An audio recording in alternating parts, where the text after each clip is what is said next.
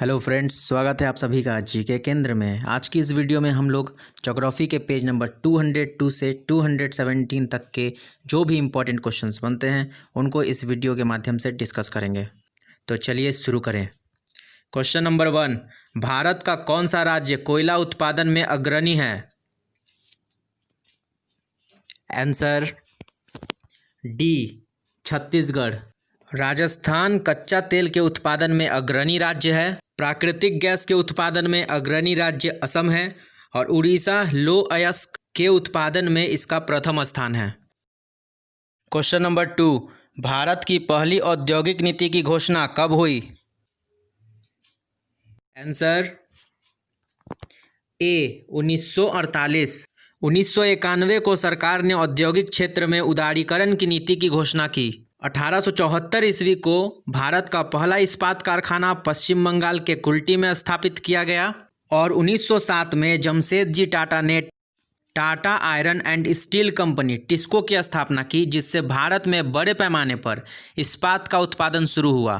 तो यहाँ से इतने इंपॉर्टेंट क्वेश्चंस बनते हैं। चलते हैं नेक्स्ट क्वेश्चन की ओर। क्वेश्चन नंबर 3, भिलाई, दुर्गापुर और राउरकेला इस्पात संयंत्र की स्थापना किस पंचवर्षीय योजना में की गई? आंसर सी, तीसरी। चौथी पंचवर्षीय योजना में सलेम इस्पात संयंत्र की स्थापना की गई। प्रथम पंचवर्षीय योजना हेराल्ड डोमर मॉडल पर आधारित थी। इस योजना में कृषि को प्राथमिकता दी गई। दूसरी पंचवर्षीय योजना पीसी महाल नोविस मॉडल पर आधारित थी। इस योजना में तीव्र औद्योगिकरण पर बल दिया गया। Question number 4, Steel Authority of India Limited SAIL की स्थापना कब हुई?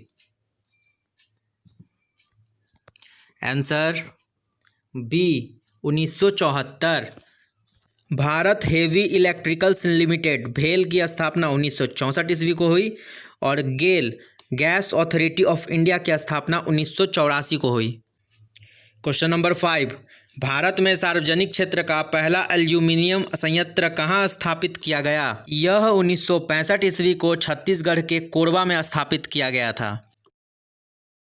फोर्ट ग्लास्टर में आधुनिक स्तर की प्रथम सूती कपड़ा मिल स्थापित की गई, जो असफल रही, और बम्बई में कावस डावर द्वारा दूसरा सूती कपड़ा मिल स्थापित की गई, जो सफल रही।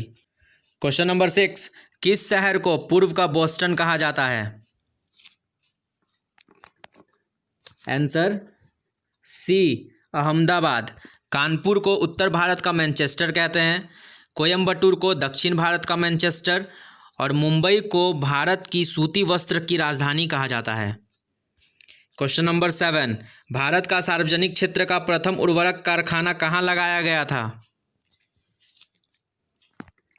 Answer B, Sindri. रानीपेट में भारत का पहला उर्वरक कारखाना स्थापित किया गया था और श्रीरामपुर में कागज का प्रथम आधुनिक कारखाना स्थापित किया गया था, जो असफल रहा। नेक्स्ट क्वेश्चन देखेंगे। क्वेश्चन नंबर 8, मंझगांव डाक लिमिटेड कहाँ स्थित है? Answer A, Mumbai. Garden rich Calcutta में स्थित है। कोचिन शिपयार्ड कोचिन में स्थित है। यह भारत का नवीनतम तथा सबसे बड़ा पोत प्रांगण है। देखिए, पोत प्रांगण का मतलब होता है जिस जगह पर जलयान एवं अन्य तैरने वाले यानों का निर्माण होता है, उस जगह को पोत प्रांगण कहते हैं। तो भारत का सबसे बड़ा पोत प्रांगण है कोचिन शिपयार्ड और गोवा में गोवा शिपयार्ड लिमिटेड स्थित है। Question number 9, diesel locomotive works कहाँ स्थित है? आंसर सी, वाराणसी। पेरम्बूर में इंटीग्रल कोच फैक्ट्री स्थित है। बेंगलोर में पहिया और धुरी का निर्माण होता है और कपूरथला में रेलवे कोच फैक्ट्री स्थित है। क्वेश्चन नंबर 10, निम्न में से किसे भारत का डेट्राइट कहा जाता है?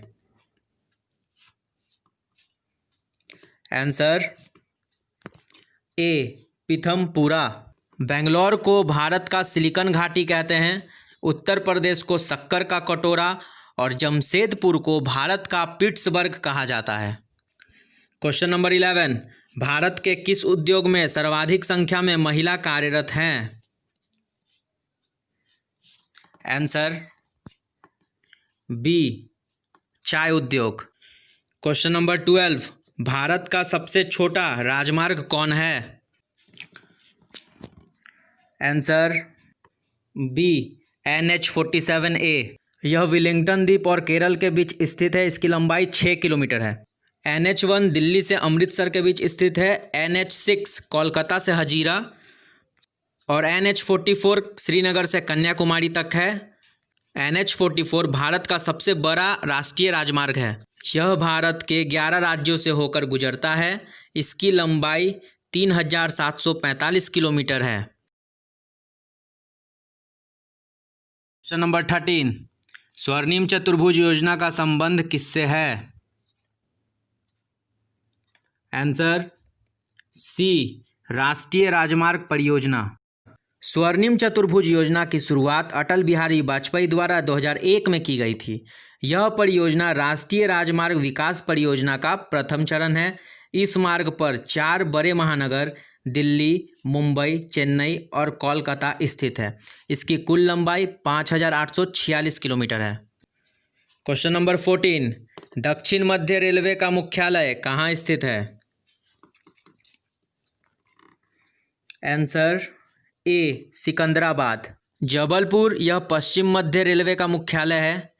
चेन्नई दक्षिण रेलवे का मुख्यालय और जयपुर उत्तर पश्चिम रेलवे का मुख्यालय है।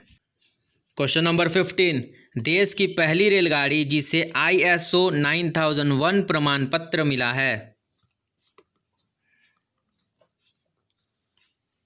Answer C, Bhopal Express. यह भोपाल से दिल्ली के बीच चलती है। समझौता एक्सप्रेस भारत और पाकिस्तान के बीच की रेल सेवा है और मैत्री एक्सप्रेस भारत और बांग्लादेश के बीच की रेल सेवा है। क्वेश्चन नंबर 16, निम्न में से कौन भारत का एक ज्वारीय बंदरगाह है? Answer B, Kandla. यह गुजरात में स्थित है। एन्नोर देश का सबसे बड़ा कंप्यूटराइज्ड एवं निगमित बंदरगाह है जो तमिलनाडु राज्य में स्थित है। विशाखापट्टनम भारत का सबसे गहरा बंदरगाह है और मुंबई बंदरगाह यह भारत का सबसे बड़ा बंदरगाह है। क्वेश्चन नंबर 17, देश का सबसे बड़ा जनजातीय समूह कौन है? Answer A, Bhil.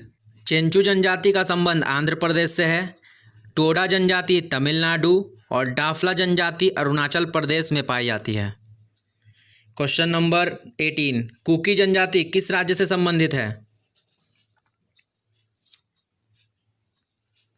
Answer B, Manipur. Shompen और जारवा जनजाति का संबंध अंडमान निकोबार से है। त्रिपुरा में रियांग जनजाति पाई जाती है और लेप्चा जनजाति सिक्किम की है। तो यहाँ से इतने इंपॉर्टेंट क्वेश्चंस बनते हैं। चलते हैं नेक्स्ट क्वेश्चन की ओर। क्वेश्चन नंबर 19, भारत की जनसंख्या के इतिहास में किस वर्ष को महाविभाजन वर्ष कहा जाता है? Answer A, 1921। 1921 को महाविभाजन वर्ष और 1951 को भारत की जनसंख्या के इतिहास में लघु विभाजन वर्ष कहा जाता है। क्वेश्चन नंबर 20, भारत में जनगणना की शुरुआत कब हुई? Answer B, 1872। 1749 में सबसे पहले जनगणना स्वीडन में हुई थी और 1881 से भारत में नियमित जनगणना की शुरुआत हुई। भारत में जनगणना संगठन ही जनगणना संबंधित कार्य और आंकड़ों को प्रस्तुत करता है। इसका सबसे उच्च अधिकारी भारत का महापंजीयक एवं जनगणना आयुक्त होता है। वर्ष 2011 की जनगणना आयुक्त डॉक्टर सी चंद्रमौली थी।